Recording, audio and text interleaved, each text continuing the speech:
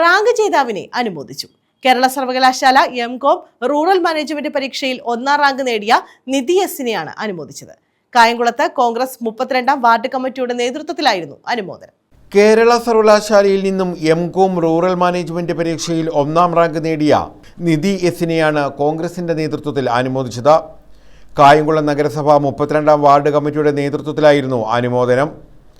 UDF parliamentary party leader U Muhammad memento നൽകി അനുമോദനം നിർവഹിച്ചു.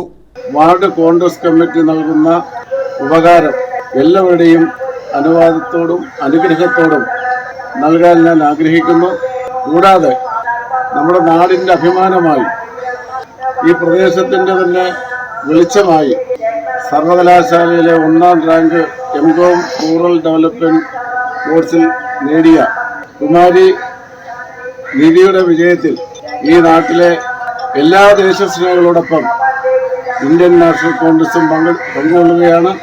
വാർഡ് സെക്രട്ടറി അനിൽ പനക്കാട്ട് കമ്മിറ്റിയുടെ ഉപഹാരം കൈമാറി. News bureau, Kayamkulam.